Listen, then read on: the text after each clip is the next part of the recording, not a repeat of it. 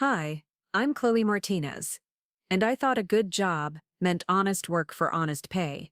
Instead, what started as caring for a wealthy man's lakefront estate in Connecticut became the most elaborate con I've ever seen. And I was the mark. The morning I discovered hidden cameras in my cottage and found legal documents with my forged signature, I realized I wasn't just tending gardens and feeding fish.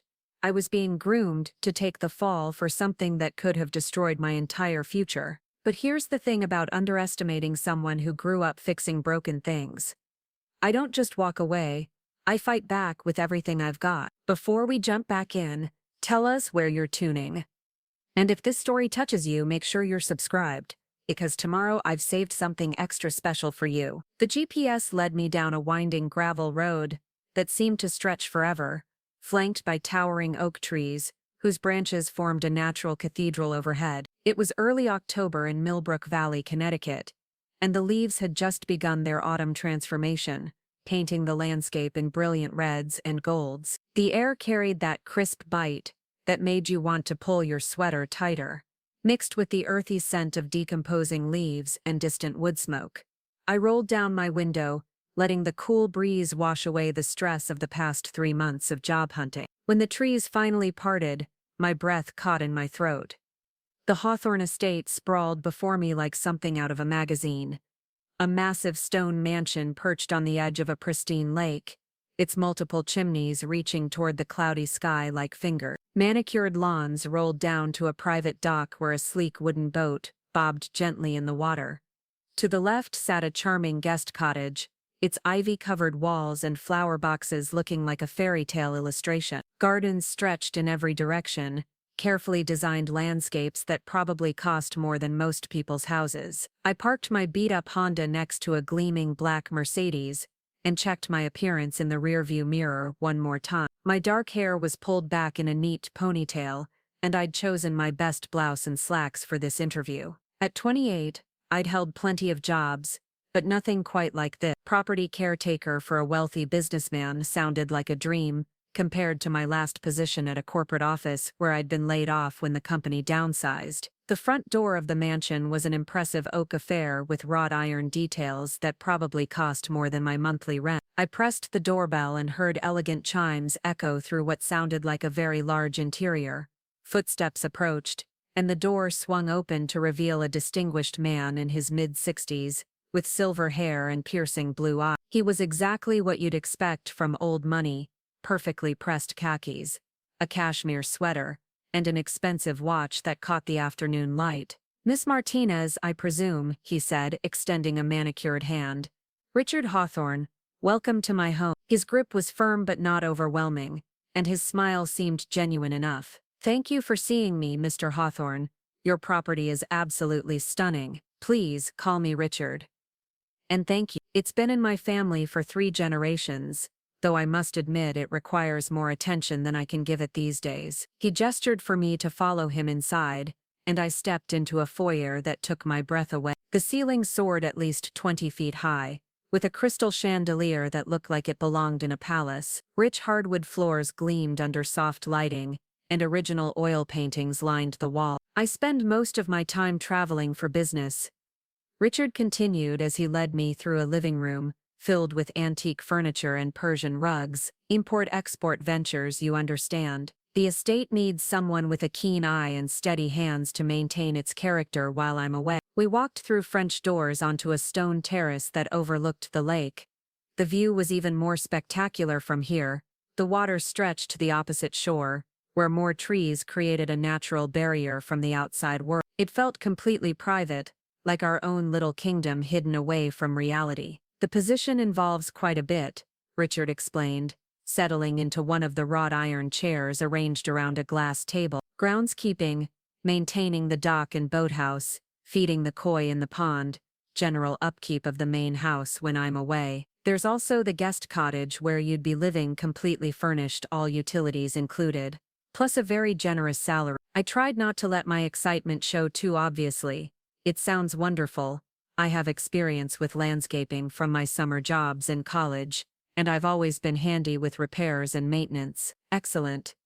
Richard pulled out a leather portfolio and slid a contract across the table. The salary is $60,000 annually, plus housing, plus a discretionary bonus based on performance. I believe in taking care of people who take care of what matters to me. My eyes widened as I scanned the document. $60,000 was more than I'd made at my office job, and with no rent or utilities to pay, I could actually start saving money for the first time in years. There had to be a catch somewhere. This seems incredibly generous, I said carefully. What's the timeline? When would you need me to start? Immediately, if you're willing. I leave for Singapore next week, and will be gone for 2 months. Consider the first month a trial period. If we're both satisfied, we'll make it permanent. Richard's smile was warm, almost fatherly. I have a good feeling about you, Chloe. You seem like exactly the type of person who understands the value of trust and discretion. Something about the way he emphasized those last words sent a tiny shiver down my spine, but I pushed the feeling aside. This was the opportunity I'd been praying for, a chance to get back on my feet in a beautiful setting with work that actually meant something. I'm very interested, I said, trying to keep my voice steady. When can I see the cottage? Richard stood and gestured toward the stone path that wound through the gardens. Right now, if you'd like.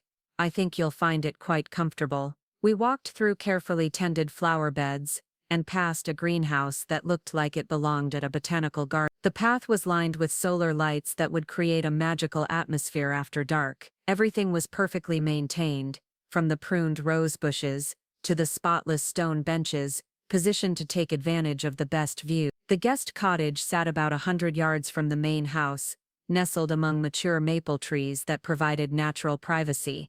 It was smaller than the mansion, obviously, but still larger than my current apartment. The exterior was the same stone as the main house, with ivy climbing the walls and window boxes filled with late-season flowers. It was originally built for my grandmother, Richard explained, as he unlocked the front door.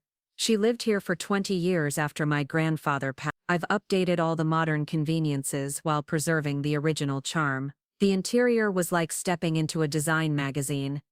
The living room featured exposed wooden beams, a stone fireplace, and windows that looked out over the lake. The kitchen was compact but equipped with high-end appliances and granite countertops. Upstairs, a cozy bedroom and full bathroom completed the space. There's also a small office area if you need workspace, Richard noted, opening a door to reveal a built-in desk and bookshelf. Wi-Fi throughout, of course. I understand that even caretakers need to stay connected to the modern world. I ran my hand along the smooth granite countertop in the kitchen, still hardly believing this could be real.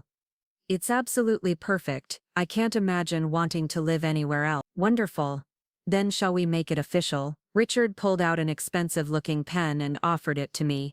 Just sign at the bottom, and we can get you moved in this weekend. I hesitated for just a moment, that tiny voice in the back of my head, whispering that things this good didn't usually happen to people like me. But the cottage was beautiful, the salary was more than fair, and Richard seemed like a genuinely nice man who simply needed help maintaining his family property. I took the pen and signed my name with a flourish. Excellent, Richard said, shaking my hand again. Welcome to the Hawthorne estate, Chloe.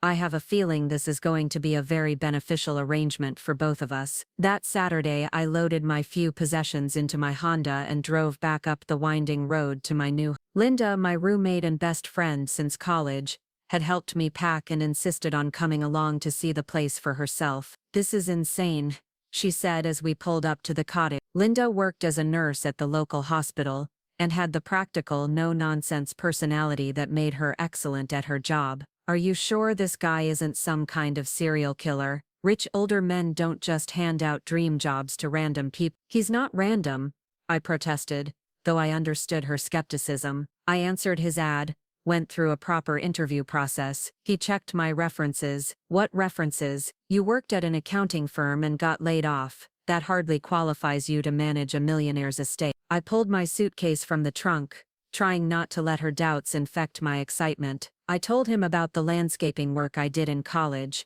and all the maintenance stuff I learned helping my dad with rental properties. Plus, he said he liked my attitude. Linda followed me up the stone path, her nurse's trained eye taking in every detail. Just promise me you'll be careful. If anything feels weird, even a little bit, you call me immediately. Nothing's going to feel weird. Look at this place.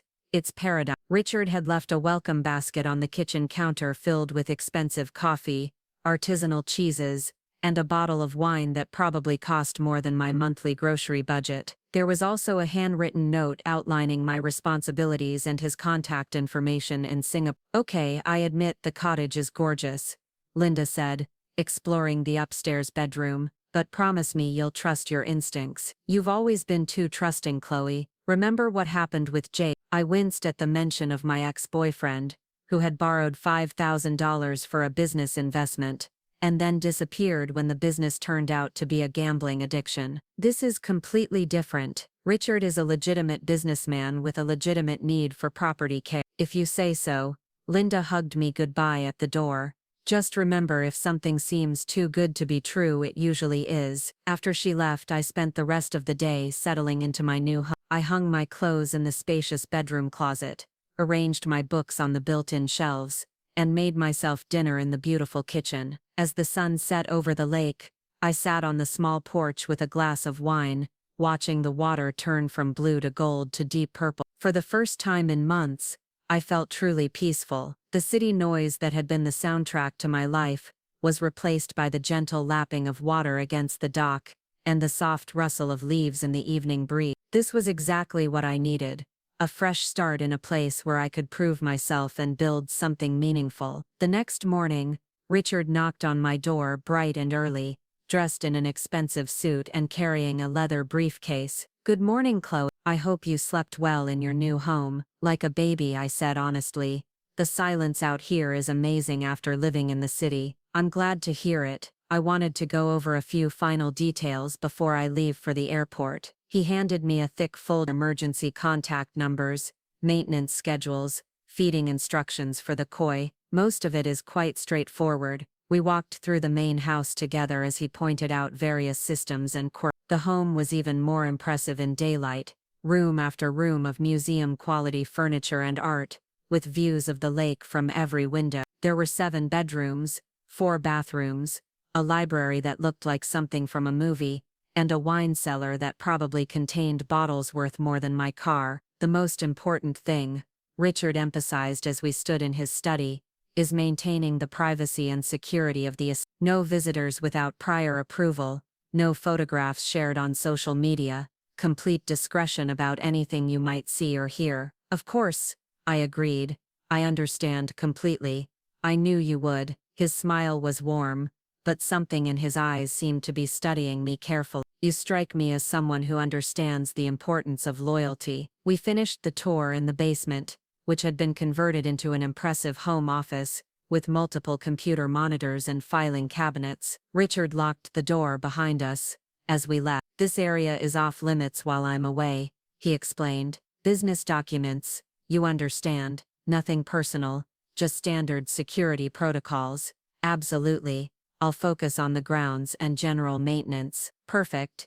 Oh, and one more thing. Richard pulled out his phone and showed me a contact entry. This is my nephew Derek. He'll be checking in on the property periodically while I'm away, just to ensure everything is running smoothly. He has keys to the main house, but shouldn't need to disturb you in the cottage. I programmed Derek's number into my phone, noting that he lived in New York City. How often should I expect to see him? Hard to say. Derek's schedule is quite unpredictable. He works in finance and travels frequently, but he's family, so he takes an interest in the estate. 2 hours later, I watched Richard's Mercedes disappear down the gravel road, leaving me alone with my new responsibilities. I spent the rest of the day familiarizing myself with the property, walking every path and checking every system. The koi pond was a work of art in itself, with dozens of colorful fish swimming lazily among water lilies and carefully placed stones. The boathouse contained not just the wooden speedboat I'd seen from the terrace, but also kayaks, fishing equipment, and maintenance supply. Everything was in perfect order, from the immaculate gardens to the spotless windows of the main house. Richard clearly took pride in his family property and expected the same level of care from others. I was determined not to disappoint him. That evening, I called Linda to check in and reassure her that everything was normal. Any mysterious phone calls or suspicious visitors? She asked, and I could hear the smirk in her voice. Nothing but peace and quiet. I fed the fish, watered some plants, and read a book by the lake. It's basically a paid vacation.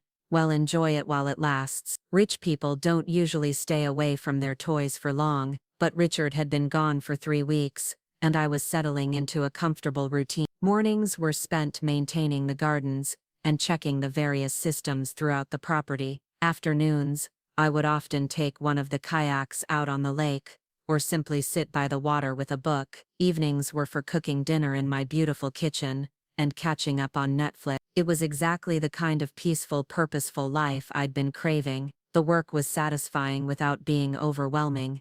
The setting was absolutely gorgeous, and I was saving money for the first time in years. Even Linda had to admit that I seemed happier and more relaxed than I'd been in months. The only slightly odd thing was that I hadn't heard from Derek yet. Richard had mentioned that his nephew would be checking on the property, but 3 weeks had passed without any sign of him. I'd started to wonder if perhaps his travel schedule had kept him away longer than expected. That question was answered on a Tuesday morning when I was deadheading roses in the main garden. I heard a car coming up the gravel road, and looked up to see a silver BMW approaching the house. A man in his mid-30s climbed out, wearing expensive jeans and a button-down shirt that probably cost more than my entire wardrobe. He had the same general build as Richard but darker hair, and a carefully maintained stubble that suggested he spent considerable time on his appearance. "You must be Chloe," he called out, walking toward me with a confident stride. "I'm Derek Hawthorne, Richard's nephew. Sorry I haven't been by sooner.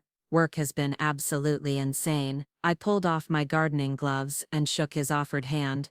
"Nice to meet you. Your uncle mentioned you might be checking in from time to time. How are you finding the estate? I hope Uncle Richard isn't working you too hard." "Not at all. It's been wonderful actually. The property is so well maintained that most of my job is just keeping up with routine tasks." Derek's eyes swept over the gardens, and I noticed he was taking in every detail with the same careful attention I'd seen in Richard. "It looks fantastic. You clearly know what you're doing. I've always enjoyed working outdoors. It's much more satisfying than sitting in an office all day. I can imagine." Preparing and narrating this story took us a lot of time, so if you are enjoying it, subscribe to our channel. It means a lot to us. Now back to the story.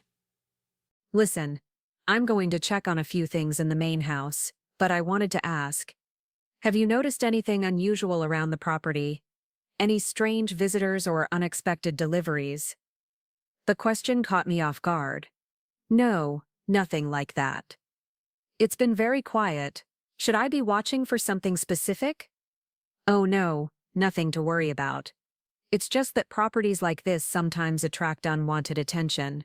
People thinking they can take advantage when the owner is away." Derek's smile was reassuring, but something about his tone made me feel like he wasn't telling me the complete truth. "Uncle Richard is quite security conscious, as I'm sure you've noticed." "Of course. I've been very careful about keeping everything locked up and not sharing any information about the property." "Perfect. That's exactly what we need." Derek pulled out his phone and checked the time. "I should let you get back to your work. If you need anything at all, don't hesitate to call." He headed toward the main house, pulling out a set of keys as he walked.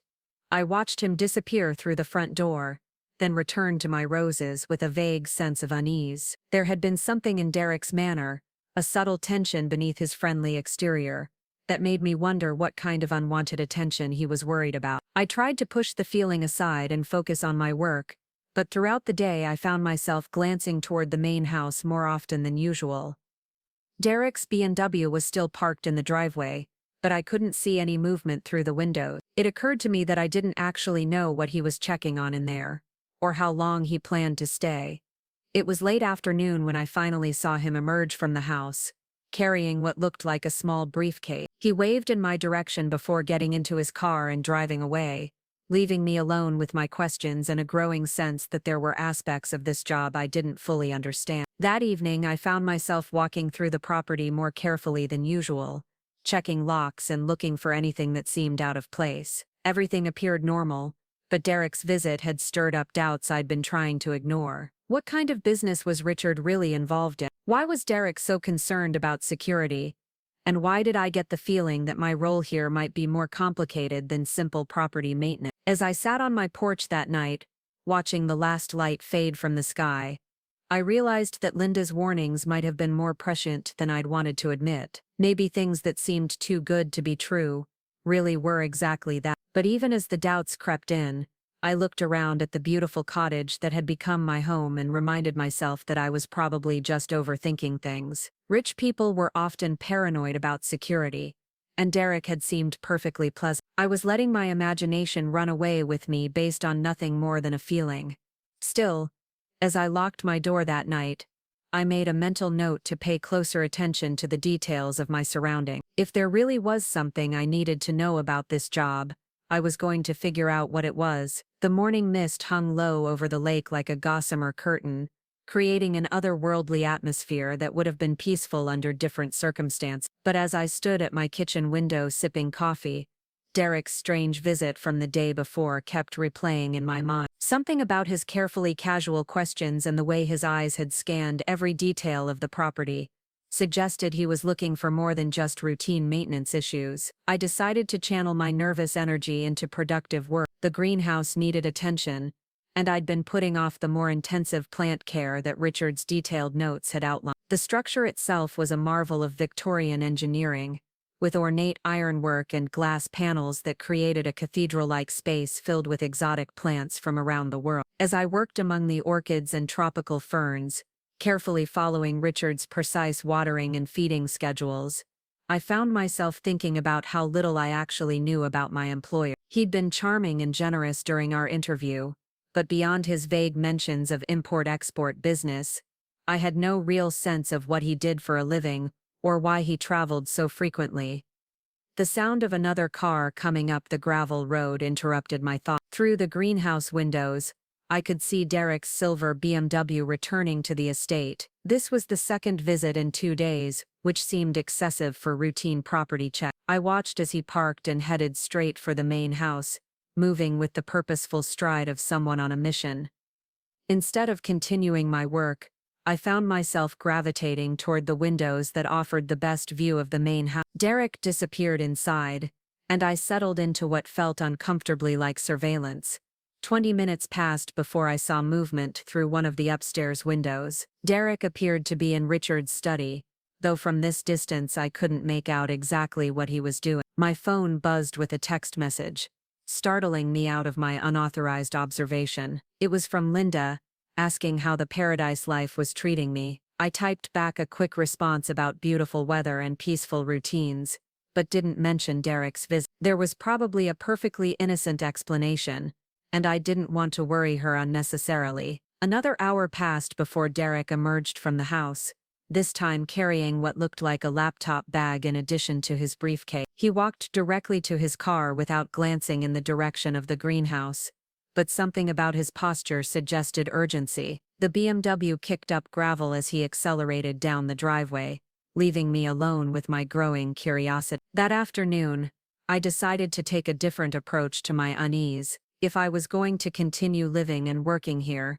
I needed to understand my environment better. I spent time walking the perimeter of the property, noting details I'd previously overlooked. The estate was larger than I'd initially realized, with several outbuildings scattered among the trees beyond the main gardens. One structure in particular caught my attention. Hidden behind a grove of pine trees, almost invisible from the main house, sat a small building that looked like it might have once been a workshop or storage facility. Unlike everything else on the property, this building showed signs of recent use. The lock on the door was modern and substantial, and there were fresh tire tracks in the dirt nearby. I approached cautiously, my curiosity overriding my respect for privacy boundaries. The windows were too high to see through, and the door was securely locked. But as I walked around the building, I noticed something that made my pulse quicken. There was an electrical cable running from the main power line to this building, suggesting it was actively being used for something that required substantial electricity. The rational part of my mind provided reasonable explanations. Maybe Richard used it as a workshop for hobby projects,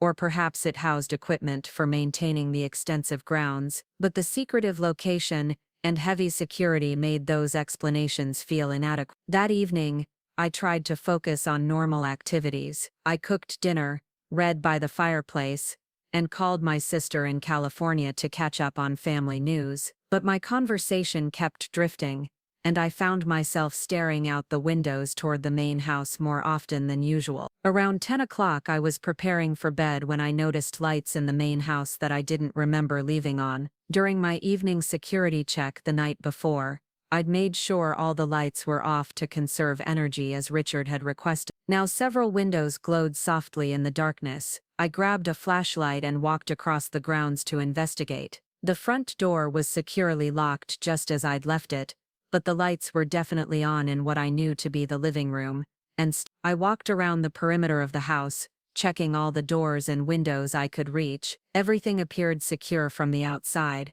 Standing in the darkness outside Richard's study, I could see the room clearly through the large window. The desk lamp was on, and papers were scattered across the surface in a way that looked distinctly different from the neat organization I remembered from my tour. Someone had definitely been in that room recently, and unless Richard had returned without telling me, that someone had to be Derek. The realization that Derek had a key and was apparently comfortable using it whenever he wanted, made me deeply uncomfortable. I was supposed to be the caretaker, responsible for the security and maintenance of the property. How could I do that job effectively if I didn't know when other people were coming and going? I returned to the cottage and spent a restless night wondering whether I should confront Derek about his activities, or simply mind my own business and focus on the tasks I'd been hired to perform. By morning I'd decided on a middle path. I would be more observant and systematic about documenting what I saw,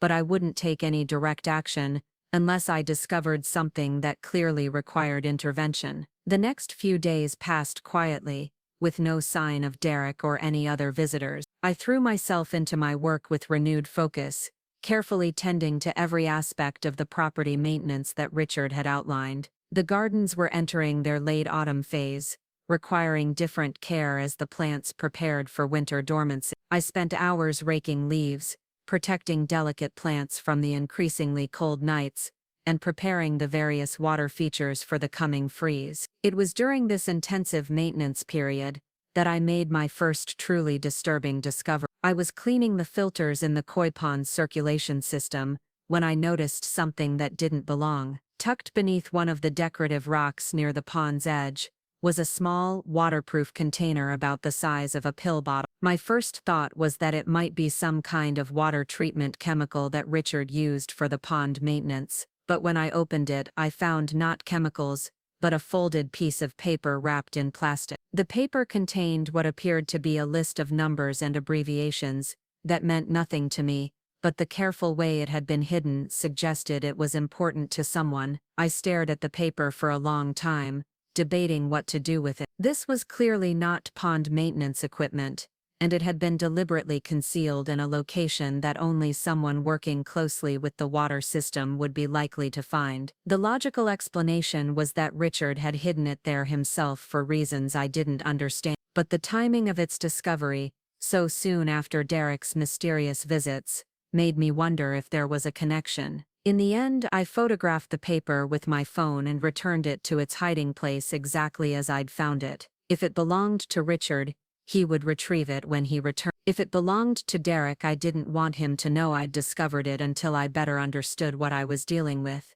That decision marked a turning point in my relationship with the estate. I was no longer just a caretaker maintaining a property. I was an observer, collecting information about activities I didn't understand, but increasingly suspected were not entirely legitimate. Over the following week, I developed a routine of systematic observation. Each morning I would check for any signs that someone had been in the main house overnight. I began keeping a log of vehicle visits, noting times, duration, and any details I could observe from a distance. I also started paying closer attention to the mail delivery, though most of what arrived appeared to be routine bills and advertisements. It was the absence of personal mail that struck me as odd. For a man who claimed to travel extensively for business, Richard received remarkably little correspondence that looked personal or even business-related. The mailbox contained mostly local utility bills and promotional materials, none of which suggested an active import-export operation. My growing suspicions were confirmed when Derek made his third visit to the property. This time I was ready for him. I positioned myself in the greenhouse with a clear view of both his car and the main house, and I watched his entire visit with careful attention. Derek arrived at mid-morning and went directly to the main house as before, but this time, instead of going to the study, he headed for the basement office that Richard had specifically told me was off-limit. He spent nearly 2 hours in that basement, and when he emerged, he was carrying a large box that he loaded into the trunk of his BMW. The sight of Derek removing items from the property sent a chill through me. Either this was part of some legitimate business arrangement I didn't understand, or Derek was taking advantage of Richard's absence to steal from the estate. Neither possibility reflected well on my ability to fulfill my responsibilities as caretaker. After Derek left, I found myself faced with a difficult decision. I could contact Richard in Singapore and report what I'd observed, but I had no proof that Derek was doing anything wrong. For all I knew, Richard had asked his nephew to retrieve business documents or personal items from the basement office. Alternatively, I could continue observing and gathering information until I had a clearer picture of what was happening. I chose the latter option, partly because I didn't want to alarm Richard unnecessarily, but mostly because I was beginning to suspect that whatever was going on at the Hawthorne estate was more complex than a simple case of theft. That evening, I decided to conduct a more thorough exploration of the property. I waited until well after dark, then used my flashlight to investigate areas I'd previously respected as private. The mysterious building behind the pine trees was my first target, and this time I was determined to learn what it contained. The structure was more substantial than it had appeared in daylight. The walls were thick, and the windows were not just high but also covered with what looked like blackout materials. I walked the entire perimeter, looking for any opening or weakness that might allow me to see inside. It was on the back side of the building, hidden from view of the main house, that I found what I was looking for. A small ventilation grate near the foundation was loose, probably loosened by the recent heavy rain. By lying flat on the ground and angling my flashlight carefully, I could see into the building. What I saw made no sense in the context of property maintenance or hobby workshop. The interior was filled with electronic equipment, multiple computer monitors, and what appeared to be sophisticated communication devices. Banks of servers hummed quietly in the darkness, their indicator lights creating a constellation of red and green dots. This wasn't storage or a workshop. This was some kind of operations center. I lay there in the cold dirt for several minutes, trying to process what I was seeing. The equipment looked expensive and professional, far beyond what anyone would need for personal use. The setup reminded me of something from a spy movie, all high-tech surveillance and communication gear arranged with military precision. As I absorbed this discovery, pieces of a larger puzzle began falling into place. Richard's vague explanations about his business, Derek's secretive visits, the hidden note by the pond, the absence of normal personal correspondence. None of these things made sense if Richard was simply a wealthy businessman who needed help maintaining his estate. I carefully replaced the ventilation grate and made my way back to the cottage, my mind racing with implications I didn't want to consider. What kind of business required a hidden operations center? What was Derek removing from the basement off? And most importantly, what exactly had I gotten myself into when I'd signed that employment contract? Back in the safety of my cottage, I sat at the kitchen table and tried to think rationally about my situation. I had stumbled onto something that was clearly beyond normal property caretaking, but I still had no concrete evidence of anything illegal. For all I knew, Richard ran some kind of legitimate security consulting business that required sophisticated equipment and absolute discretion. But even as I tried to rationalize what I'd seen, a deeper instinct warned me that I was in over my head. The carefully hidden operations center, Derek's furtive behavior, and the general atmosphere of secrecy surrounding the estate, all pointed to activities that required the kind of privacy that came from avoiding official scrutiny. I spent most of that night staring at the ceiling, debating whether to pack my belongings and leave immediately, or to stay and learn more about what I'd stumbled into. The rational choice was clearly to leave. I had enough money saved to last several weeks while I looked for another job, and I could be gone before anyone realized I'd discovered anything significant. But something kept me from taking that logical step. Maybe it was stubbornness, or maybe it was a growing sense that I deserved to understand exactly what I'd been hired to do. Either way, I decided to stay long enough to get answers to the questions that were keeping me awake. The next morning brought an unexpected development that changed everything. I was having coffee on my porch when a car I didn't recognize came up the gravel road. Instead of the expensive luxury vehicles I'd grown accustomed to seeing, this was a practical sedan with government license plate. Two people emerged from the car, a middle-aged woman in a business suit and a younger man in khakis and a polo shirt. They had the unmistakable bearing of law enforcement officers, even without visible badges or weapons. They approached the main house first, spending several minutes examining the exterior and taking notes before heading in my direction. "Good morning," the woman called out as they approached my cottage. "I'm Agent Patricia Morse with the Connecticut State Police, and this is Agent David Chen. We're conducting a routine investigation regarding this property. Are you the current caretaker?" My coffee cup suddenly felt very heavy in my hands. "Yes, I'm Chloe Martinez. Is there some kind of problem?" "We hope not," Agent Morse replied with a professional smile that didn't reach her eyes. "We're investigating some irregularities in business registrations associated with this address. Routine compliance checks, nothing to be concerned about." "How long have you been working here?" "About a month," I said, trying to keep my voice steady. "Mr. Hawthorne is traveling in Singapore for business. I'm just maintaining the property while he's away." "I see. And what exactly does your maintenance work involve?" I outlined my basic responsibilities, sticking to the garden care and general upkeep that comprised the legitimate aspects of my job. Neither agent took notes during my explanation, but I could feel them evaluating every word. "Have you noticed any unusual activity around the property?" Agent Chen asked. "Frequent visitors, deliveries at odd hours, anything that seemed out of the ordinary." The image of Derek loading boxes into his BMW flashed through my mind, followed immediately by the memory of the hidden operations center. I was standing at a crossroads, and my next words would determine which path my life would take. "There have been a few visits from Miss Hawthorne's nephew," I said carefully. "He mentioned he was checking on things while his uncle was away." "Derek Hawthorne," Agent Morse said, "and it wasn't a question.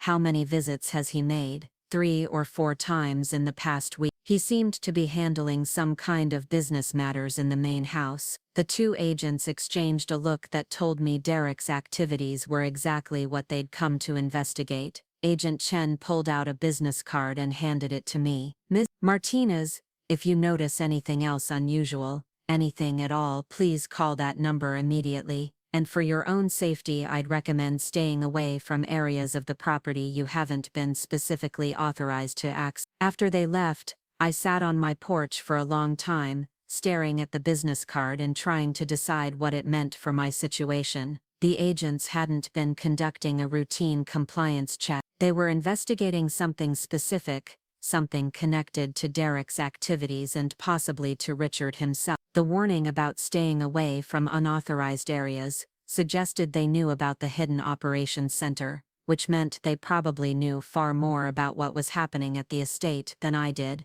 I was no longer just an unwitting participant in something suspicious. I was potentially a witness in a criminal investigation. That realization brought with it a flood of new concern. If Richard and Derek were involved in illegal activities, and if law enforcement was building a case against them, then my presence at the estate could be interpreted in ways I'd never intended. I wasn't just a caretaker anymore. I was someone who had been living in the middle of whatever this operation was, with access to the property and potentially to evidence. For the first time since taking the job, I felt genuinely frightened. Not just worried or confused, but scared of what might happen when the truth about the Hawthorne estate finally came to light.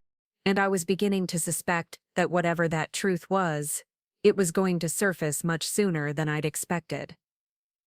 The rain started that evening, a steady drumming against the cottage windows that matched the anxiety pounding in my chest. I'd spent the day in a state of hypervigilance, jumping at every sound and checking the driveway obsessively for any sign of Derek's return. The visit from the state police agents had shattered any remaining illusions I'd harbored about the innocent nature of my employment. I tried to maintain some semblance of normalcy by preparing dinner and settling in with a book, but my concentration was shot. Every few pages I'd find myself staring out into the darkness, wondering what other secrets the estate might be hiding. The sophisticated equipment I'd glimpsed in the hidden building kept flashing through my memory, along with Agent Morse's pointed questions about Derek's activities. Around 9 o'clock, my phone buzzed with a text message that made my blood run cold. It was from Derek. "Hey Chloe, planning to stop by tomorrow morning to check on a few things. Thanks for keeping such good care of the place." The casual tone felt like a performance, especially given what I now knew about law enforcement interest in his activities. I stared at the message for several minutes before typing back a simple acknowledgement. The last thing I wanted was to seem suspicious or uncooperative, but every instinct screamed that Derek's upcoming visit was connected to the agent's investigation. I spent the night alternating between restless sleep and periods of anxious planning. If Derek was coming to the estate while under investigation, he was either unaware of the law enforcement attention or desperate enough to take significant risks. Neither possibility suggested good things for my safety or my future employment prospects. When morning came gray and overcast, I positioned myself in the greenhouse early, armed with my phone and a clear view of both the driveway and the main house. I decided that whatever Derek was planning to do, I was going to document it thoroughly. If the state police were building a case, I wanted to be able to provide useful information rather than vague observations. Derek arrived precisely at 10 o'clock, but this time he wasn't alone.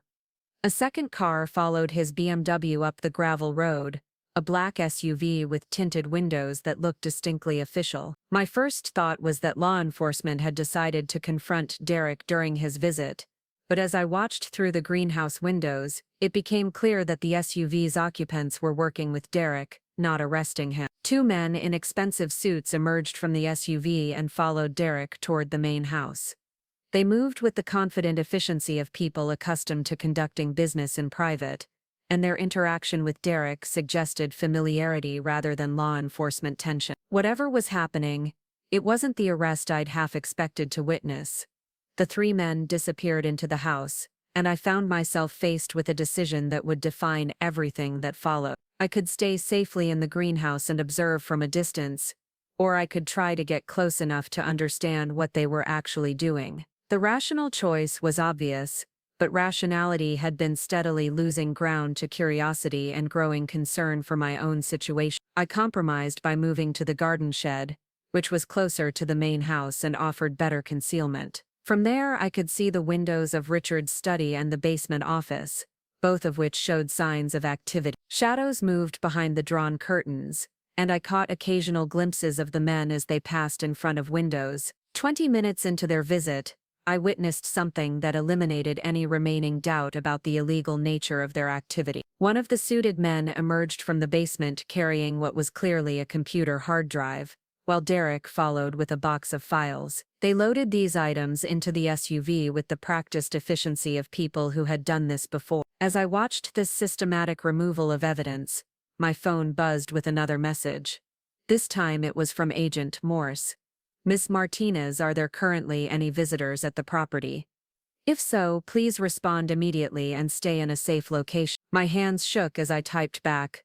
3 men, Derek plus 2 others in black SUV, removing items from main house. I added the license plate number of the SUV and hit send, then immediately wondered if I'd just made myself a target. The response came back within seconds.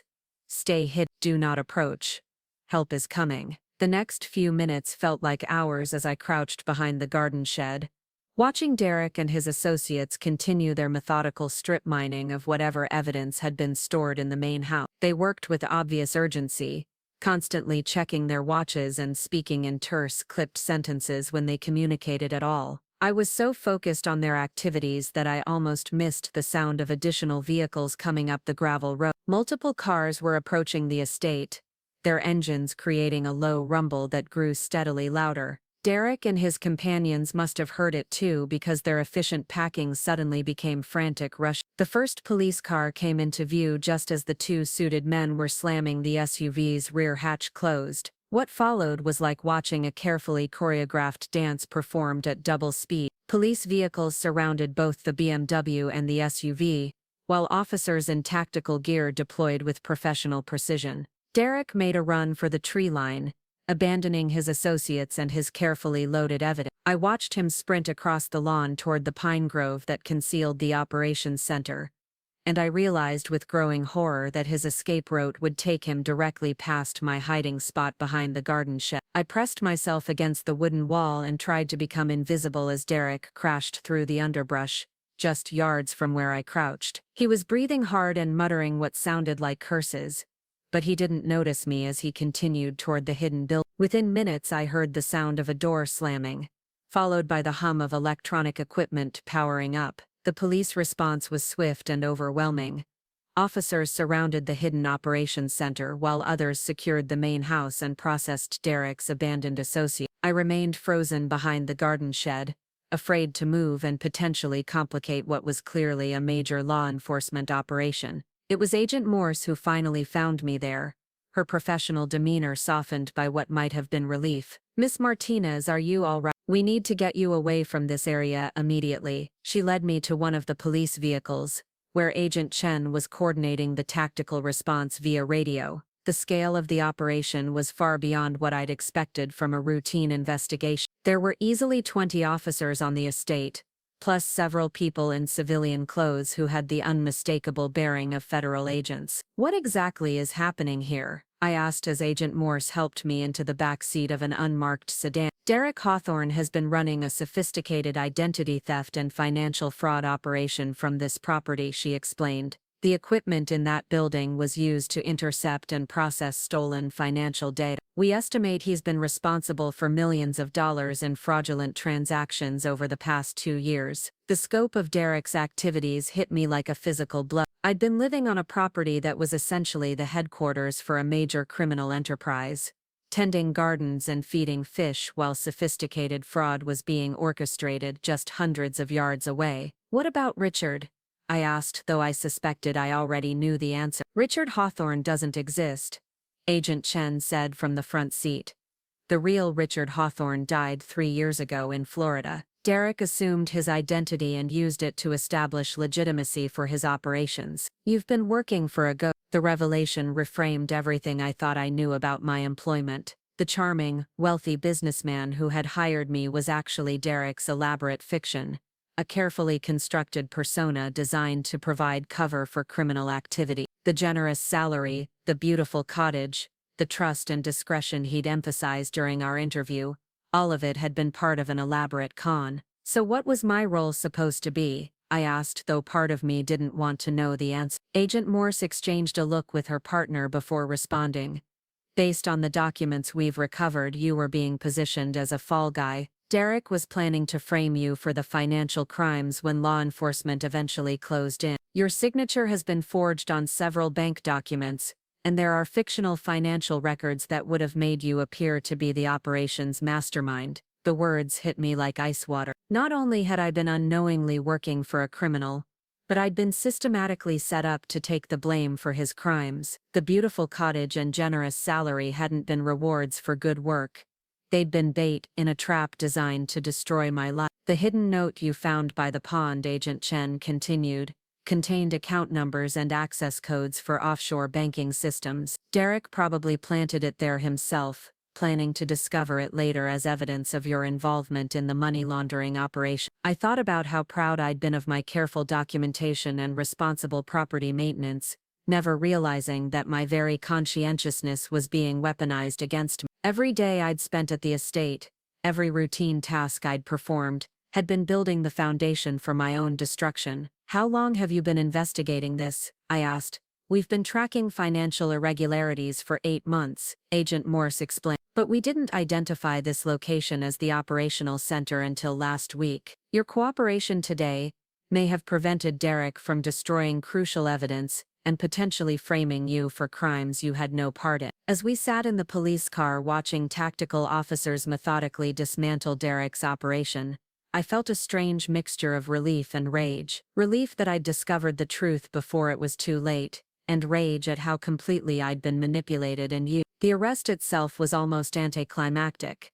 Derek emerged from the operations center in handcuffs, flanked by federal agents, and looking nothing like the confident, well-dressed nephew who had visited the estate just days before. His expensive clothes were rumpled, his carefully maintained appearance disheveled, and his face showed the deflated expression of someone whose elaborate scheme had just collapsed. He glanced in my direction as the agents led him to a waiting vehicle, and for a moment our eyes met. I expected to see anger or hatred, but instead I saw something that looked almost like pity. Even in custody, he seemed to view me as a naive victim who had stumbled into something beyond her understanding. That look infuriated me more than any of his other manipulations. I wasn't a victim who had stumbled into his trap.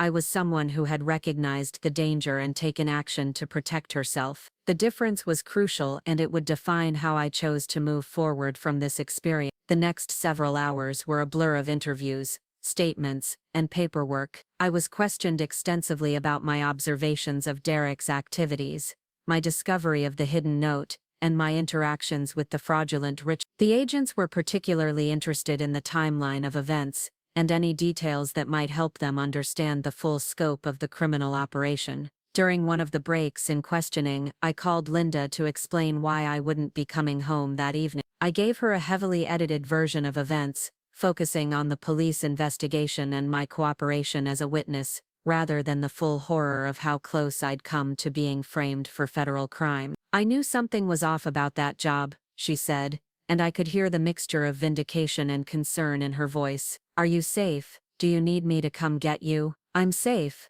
I assured her, though I wasn't entirely sure that was true. The police are handling everything, and I should be able to come home tomorrow after they finish processing the scene. What I didn't tell her was that I no longer had a home to return to. The cottage that had seemed like paradise just that morning was now a crime scene, and everything I'd built there over the past month was tainted by its connection to Derek's fraud operation. Agent Morse found me sitting alone in the police station's waiting area later that evening, staring at the business card she'd given me the day before. Miss Martinez, I wanted to thank you for your cooperation today. Your willingness to provide information may have prevented this operation from causing significantly more damage. What happens now? I asked.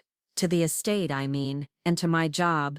The property will be seized as part of the criminal asset forfeiture process, she explained. As for your employment, technically you were working for a fictitious person, so there's no legitimate employment contract. However, the state's Victim Compensation Fund may be able to help with lost wages and relocation expenses. The practical implications of my situation were beginning to sink in. I had no job, no place to live, and no employer to provide references for future employment. Worse, my name would inevitably be connected to a major fraud investigation, making it difficult to explain my recent employment history to potential employers. There is one more thing, Agent Morse continued. We'll need you to testify when this case goes to trial. Derek is facing multiple federal charges, and your testimony about his activities at the estate will be crucial to the prosecution's case. The thought of facing Derek in a courtroom filled me with anxiety, but it also sparked something else, a determination to ensure that he faced the full consequences of his actions. He had used me,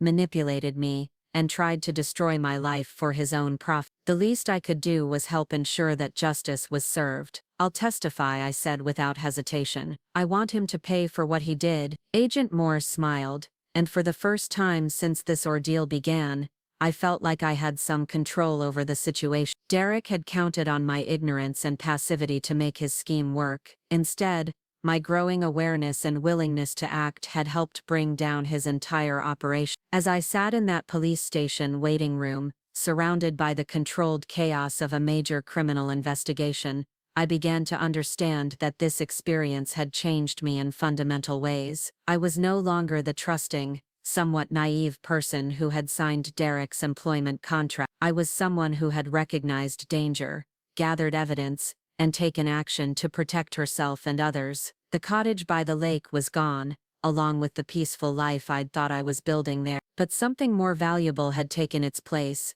a hard-won understanding of my own strength and resourcefulness. Derek had tried to use me as a pawn in his criminal scheme, but he had underestimated who he was dealing with. Tomorrow would bring new challenges as I figured out how to rebuild my life from the wreckage of Derek's fraud. But tonight, as I sat in the fluorescent-lit waiting room, giving my final statement to federal investigators, I felt something I hadn't experienced in years: complete confidence in my ability to handle whatever came next. The battle for the truth was just beginning, but I was no longer fighting it alone, or in ignorance. I had allies in law enforcement, evidence of my innocence, and most importantly, a clear understanding of exactly what I was up against. Derek had made a critical error when he chose me as his patsy.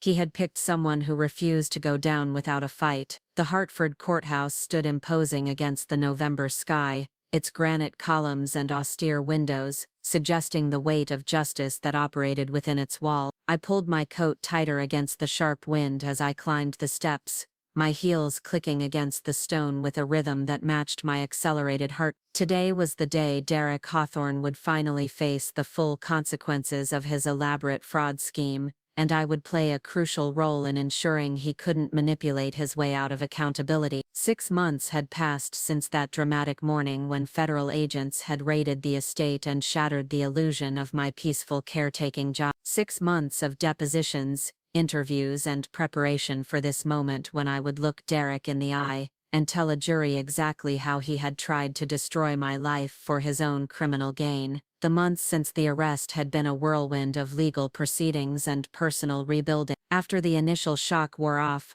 I'd discovered that being a key witness in a federal fraud case came with both protections and complications. The U.S. Attorney's Office had been thorough in their support, providing victim services and ensuring my safety throughout the investigation. But the constant reminders of how close I'd come to being framed for crimes I never committed had left me determined to see this through to the end. I'd spent the intervening time reconstructing my life with a newfound sense of purpose and self-reliance. Linda had welcomed me back to our shared apartment, but I'd quickly realized that I needed my own space to process everything that had happened. With help from the Victim Compensation Fund and a new job at a local environmental consulting firm, I'd found a small apartment in West Hartford where I could build something entirely my own. The work at the consulting firm was different from anything I'd done before, but it utilized my skills in observation and documentation in ways that felt meaningful and legitimate. I spent my days conducting environmental impact assessments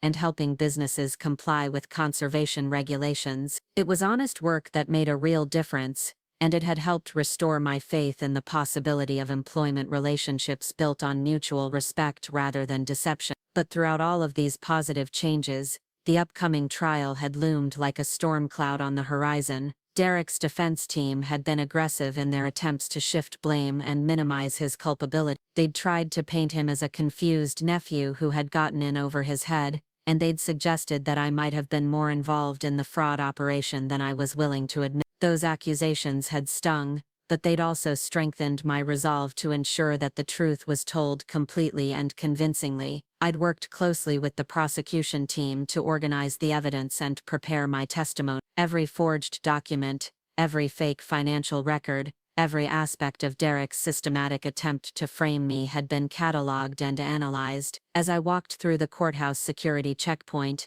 I thought about the woman I'd been 6 months ago. She had been trusting to a fault, eager to please, and dangerously naive about the ways people could exploit good intention. The woman entering this courtroom today was still fundamentally decent and caring, but she was also harder, more skeptical, and absolutely unwilling to be victimized by anyone ever again. The courtroom itself was smaller than I'd expected, with warm wood paneling and high windows that let in the gray November light. The jury box sat empty, waiting for the 12 people who would decide Derek's fate, based on the evidence we were about to present. At the defendant's table, Derek sat with his legal team, looking considerably different from the confident, well-dressed man who had visited the estate with such casual authority. Prison had not been kind to him. His expensive clothes had been replaced by an ill-fitting suit that suggested public defender budgets rather than private wealth. His carefully maintained appearance had given way to a gaunt, tired look that made him seem older and less imposing. But when he glanced in my direction,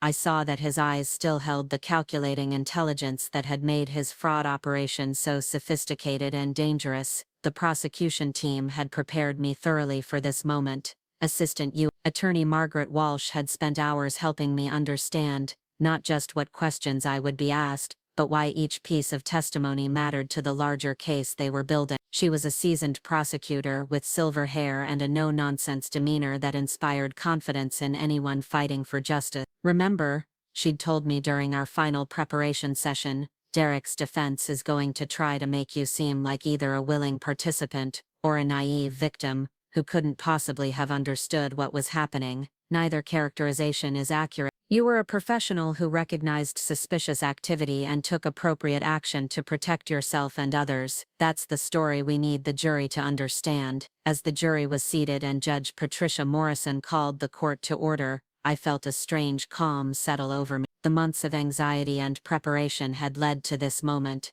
and I was ready. I knew the truth, I had the evidence to support it, and I had the determination to see justice served regardless of how uncomfortable the process might be. The prosecution's opening statement laid out the scope of Derek's fraud operation with clinical precision. Over 2 years, he had stolen the identity of his deceased uncle, established a fictitious business persona, and used sophisticated electronic equipment to intercept and process financial data from thousands of victims. The total value of his crimes exceeded $12 million. Affecting everyone from elderly retirees to young families just starting their financial lives. But the most insidious aspect of his scheme, Attorney Walsh explained to the jury, was his systematic effort to frame an innocent woman for his crime. He had hired me under false pretenses, forged my signature on crucial documents, and planted evidence designed to make me appear to be the mastermind of his operation. When law enforcement finally closed in, I would have been left holding responsibility for crimes I never committed while Derek disappeared with his stolen million. Derek's defense attorney, a thin man with nervous energy and an expensive watch, painted a very different picture in his opening statement. According to his version of events, Derek was a troubled young man who had fallen under the influence of sophisticated criminals. He suggested that the real masterminds of the operation had escaped while Derek was left to face charges for their crimes. As for me, the defense attorney hinted that my role might have been more complex than I was willing to admit. The first day of testimony focused on the technical aspects of Derek's fraud operation. FBI cyber crimes specialists walked the jury through the equipment found in the Hidden Operations Center, explaining how it had been used to intercept credit card data and create fraudulent financial accounts. The sophistication of the setup made it clear that this wasn't the work of an amateur or someone operating under duress. The prosecution also introduced evidence of Derek's extensive research into my background before hiring me. They showed the jury records of his investigation into my employment history, my financial situation, and even my personality profile as assessed through social media analysis. Every aspect of my recruitment had been calculated to find someone who would be both useful for his purposes and vulnerable to his manipulation. On the second day, the focus shifted to the fraudulent identity Derek had assumed. The real Richard Hawthorne had been a wealthy businessman who died intestate in Florida, leaving behind substantial assets and a clean reputation that made him perfect for Derek's purposes. Through a combination of forged documents and electronic manipulation, Derek had essentially brought a dead man back to life, and used that resurrection to legitimize his criminal enterprise. The testimony that hit me hardest came from other victims of Derek's fraud. An elderly couple from Ohio described how their retirement savings had been stolen through accounts opened in their names. A young mother from Texas explained how fraudulent credit cards had destroyed her family's credit rating and nearly cost them their home. Listening to their stories, I realized how fortunate I'd been to discover Derek's scheme before he could complete his plan to frame me. But it was also clear that my situation was unique in its calculated cruelty. While the other victims had been robbed impersonally through electronic theft, I had been personally targeted, manipulated, and groomed for destruction.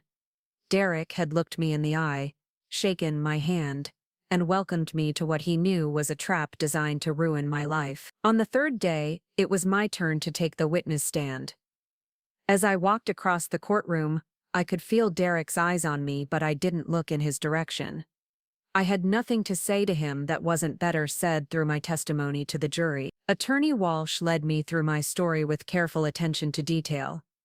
We started with my background and the circumstances that had led me to respond to Derek's job advertisement. I explained how appealing the position had seemed, not just because of the generous salary and beautiful setting, but because it had offered the chance to do meaningful work in a peaceful environment. The jury listened intently as I described my growing suspicions about Derek's activities. I walked them through my discovery of the Hidden Operations Center, my documentation of Derek's suspicious visits, and my decision to cooperate with law enforcement when they approached me. I made sure to emphasize that my actions had been driven not by any special expertise or training, but by common sense and a growing awareness that something was fundamentally wrong with my situation. The most difficult part of my testimony involved the forged documents that Derek had created in my name. Attorney Walsh showed me bank signature cards, loan applications, and account opening forms that bore what appeared to be my signature, but which I had never seen before. Looking at those documents, seeing my name attached to crimes I'd never committed, brought back all the anger and violation I'd felt when I first learned the scope of Derek's plan. How did it feel to discover that your employer had been systematically forging your signature and creating false evidence of your involvement in financial crimes? Attorney Walsh asked.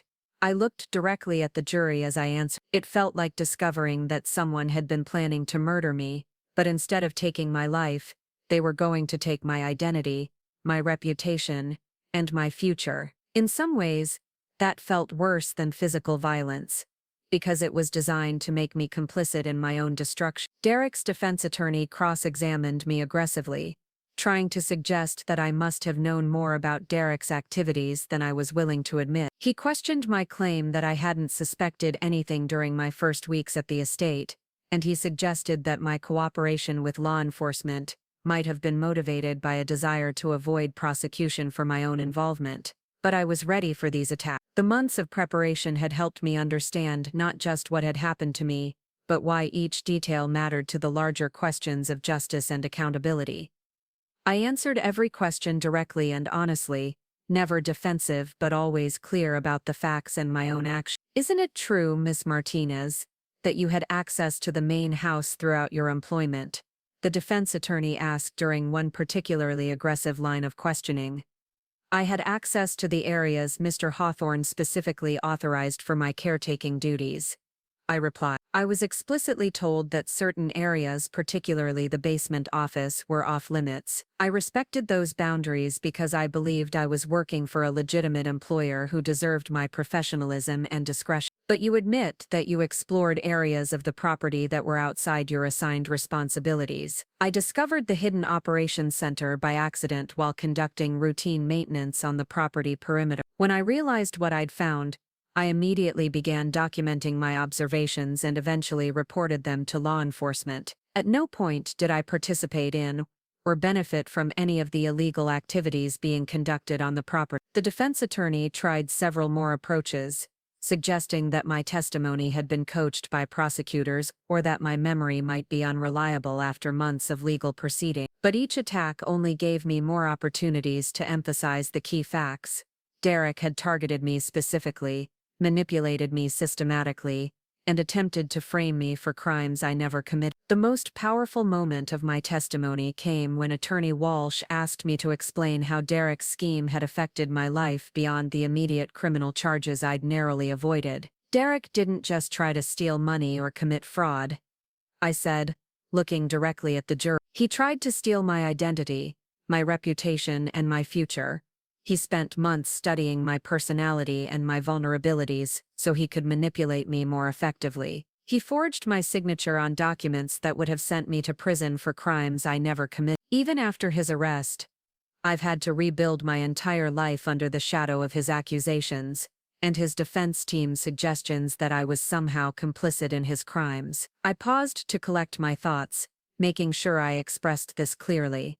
What Derek did wasn't just theft or fraud. It was a systematic attempt to destroy another human being for his own profit. That's not the action of someone who made a mistake or got in over his head. That's the calculated cruelty of someone who views other people as tools to be used and discarded. The courtroom was completely silent when I finished that answer. Even Derek's defense attorney seemed to recognize that further questioning would only reinforce the points I'd just made. He dismissed me from the witness stand with a terse, "No further question." As I walked back to my seat in the gallery, I felt a profound sense of completion. I had told my story truthfully and completely. I had faced Derek's attempts to blame me for his crimes and responded with facts rather than emotion. Whatever the jury decided, I knew I had done everything possible to ensure that the truth was heard and understood. The prosecution's case concluded with testimony from federal agents and financial analysts who explained the scope of Derek's fraud operation and the sophisticated planning that had gone into his attempt to frame me. The evidence was overwhelming,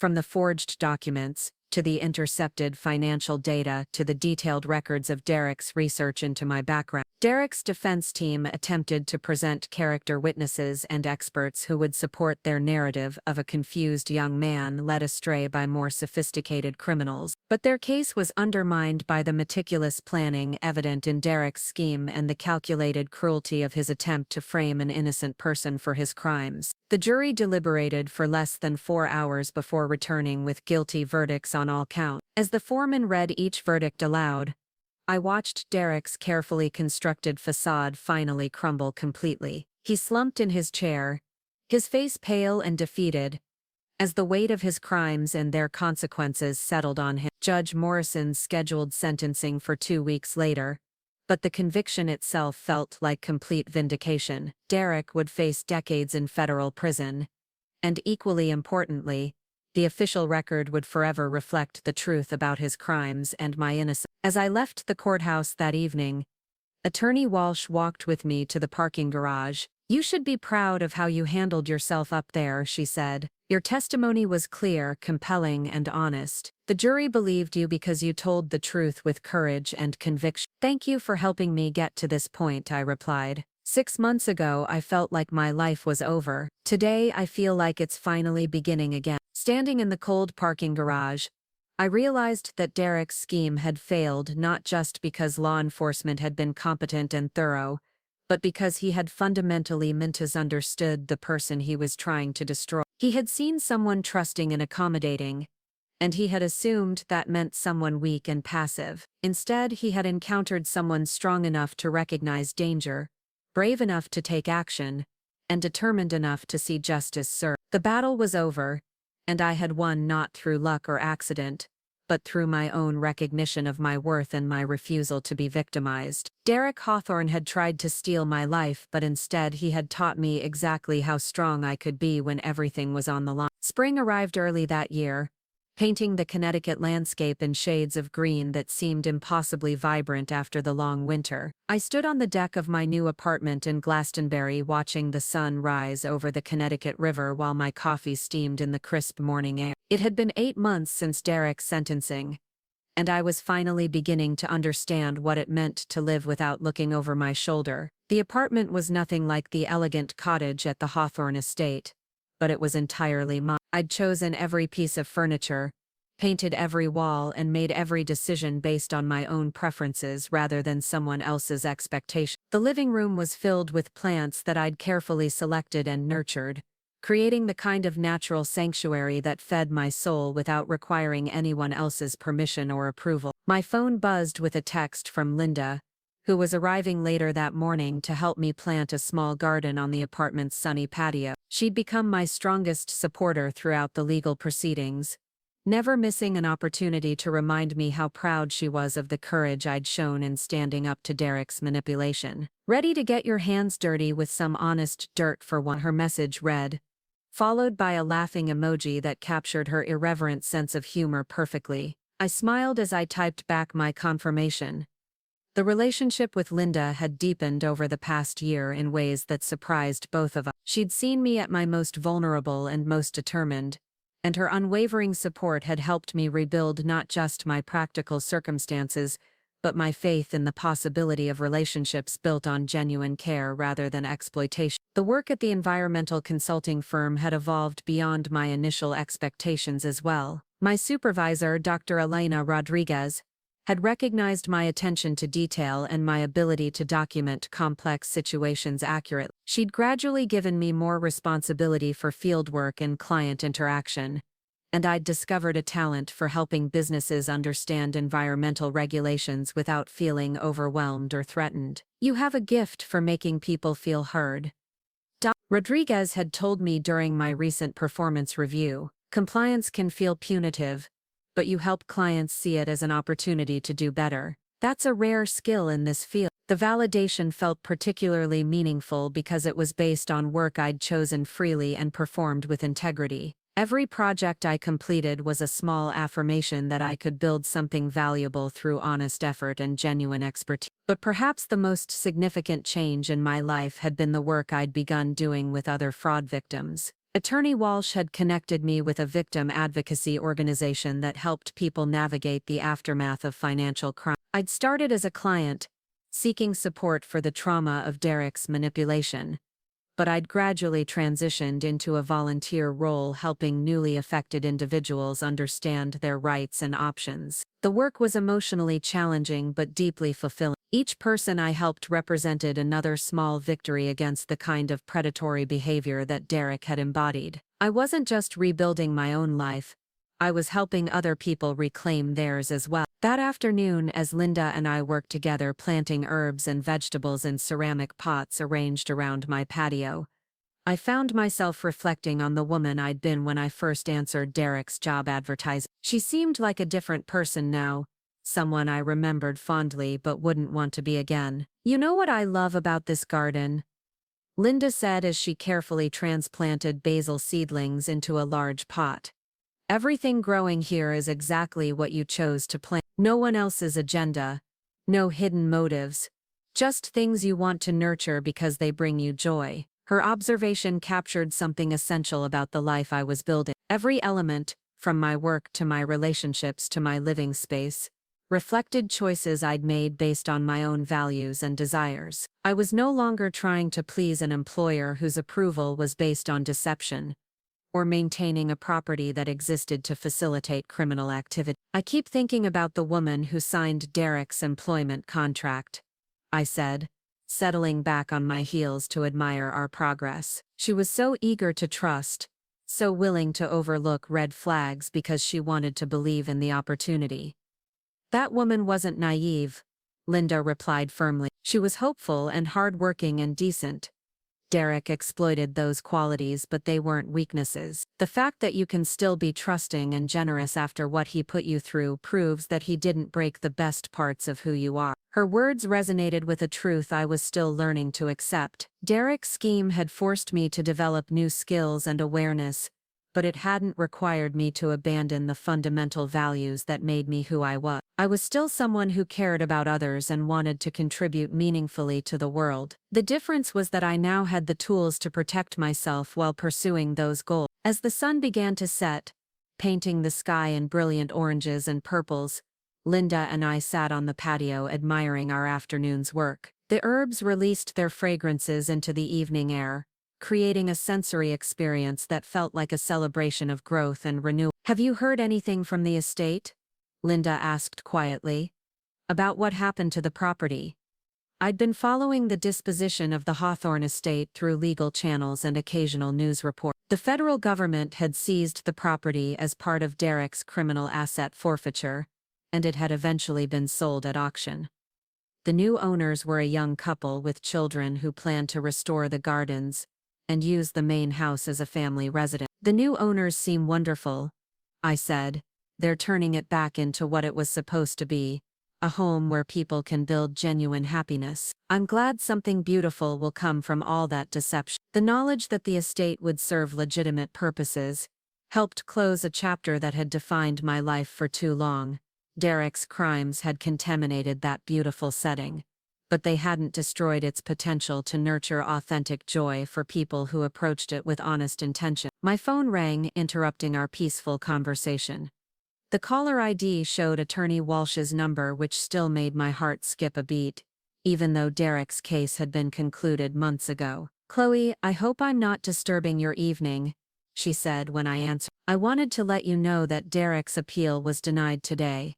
The conviction is final. I felt a wave of relief wash over me. Derek's legal team had exhausted every possible avenue for overturning his conviction, and now there was no possibility of relitigating the events that had nearly destroyed my life. Thank you for letting me know. I know his sentence was already being served, but having the finality helps. There's one more thing, Attorney Walsh continued. The Victim Restitution Fund has approved a significant settlement for you. It won't erase what Derek put you through, but it should help you build the kind of future you deserve. The financial settlement was substantial enough to eliminate any remaining anxiety about my economic security. More importantly, it represented official recognition of the harm Derek had tried to inflict and society's commitment to making victims whole whenever possible. After I hung up the phone, Linda looked at me with the expression of someone who understood that major chapters were finally closing. How does it feel? She asked. Knowing that it's really over. I considered the question carefully. The legal proceedings were finished. Derek was in federal prison for the next 23 years, and I had rebuilt my life on a foundation of authentic choices and genuine relationships. But the experience had changed me in ways that would never be completely over. It feels like I finally own my own story, I said. For months, Derek controlled the narrative about who I was and what I'd done. Even after his arrest, I spent so much energy proving my innocence and fighting his attempts to blame me. Now I get to decide what my life means and where it goes next. That evening, after Linda had gone home and I was alone with my thoughts, I found myself writing in the journal I'd started keeping during the early days of my recovery. The practice had begun as a therapeutic exercise recommended by my counselor, but it had evolved into something more personal and meaningful. Tonight I feel grateful for the strangest things, I wrote. I'm grateful that Derek chose someone strong enough to fight back. I'm grateful that I trusted my instincts when things felt wrong. I'm grateful that I had the courage to cooperate with law enforcement even when I was scared. Most of all, I'm grateful that I never lost sight of who I was underneath all his manipulation. As I wrote, I thought about the other victims I'd worked with through the advocacy organization. Each person's story was different, but they all shared common elements of violation, confusion, and the slow process of reclaiming their sense of self after being victimized by someone they'd trusted. Many of them struggled with feelings of shame or self-blame, wondering how they could have been stupid enough to fall for elaborate deception. My role was often to help them understand that being targeted by sophisticated criminals wasn't a reflection of their intelligence or worth, but rather evidence of their decency and trustworthiness. Criminals like Derek don't target weak people, I would tell them. They target people with qualities they can exploit: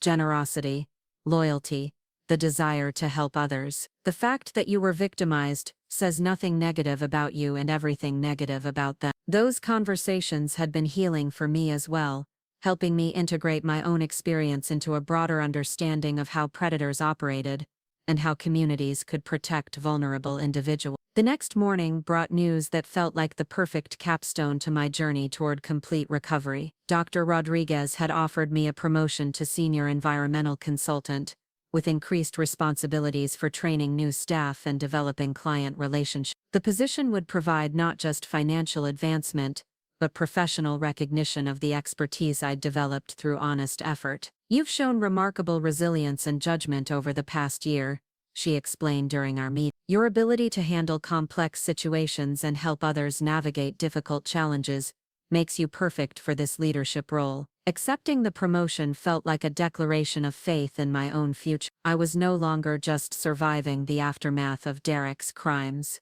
I was thriving in ways that honored both my professional skills and my personal values. That weekend I decided to visit the Millbrook Valley area for the first time since Derek's arrest. I wasn't planning to approach the estate itself, but I wanted to see how the community had moved forward and perhaps gain some closure by experiencing the location without fear or anxiety. The small town looked much the same as it had during my brief time as a resident. The same shops lined the main street, the same autumn leaves decorated the trees, and the same sense of peaceful prosperity characterized the neighborhoods. But I experienced it all differently now, as a visitor with my own agenda rather than someone hiding secrets or fearing discovery. I stopped for lunch at a small cafe I'd never tried during my time at the estate, and I found myself in conversation with the owner about local business conditions and environmental initiatives. It was exactly the kind of normal, pleasant interaction that Derek's deception had made impossible during my months of unwitting participation in his scheme. As I drove home that evening,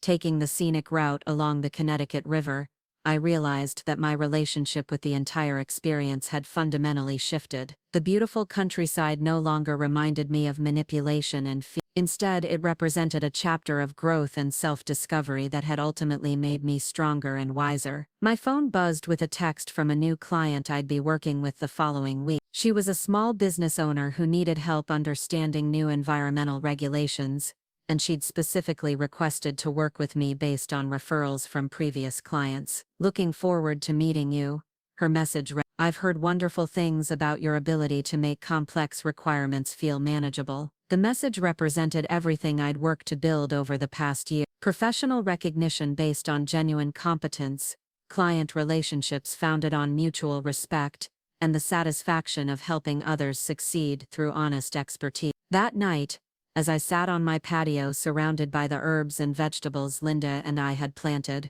I felt a profound sense of completion. The garden was thriving under my care, just as my life was flourishing under my own careful tending. Every plant represented a choice I'd made freely. Every bloom reflected my own nurturing attention. Derek Hawthorne had tried to steal my identity, my reputation, and my future. Instead, he had inadvertently given me something far more valuable: absolute certainty about my own strength, wisdom, and worth. I knew now that I could face any challenge, overcome any deception, and build any future I chose to pursue. The woman who had signed that employment contract at the Hawthorne estate had been trusting and hopeful, qualities that Derek had seen as vulnerabilities to exploit. The woman sitting in this garden was still trusting and hopeful, but she was also discerning, strong, and absolutely committed to protecting herself and others from those who would abuse their decency. Sometimes the most important victories aren't about defeating your enemies, they're about refusing to let your enemies change the best parts of who you are. Derek had failed not just in his criminal scheme but in his deeper attempt to break my spirit and corrupt my values. As the stars appeared overhead and the night air carried the scent of growing things, I smiled at the realization that Derek's greatest failure was also my greatest triumph. He had chosen the wrong person to victimize, and in doing so he had created the very strength that would ultimately defeat him. The battle was over, the victory was complete, and the future stretched ahead like an open road leading toward possibilities I was finally free to explore on my own terms. Up next, you've got 2 more standout stories right on your screen. If this one hit the mark, you won't want to pass these up. Just click and check them out.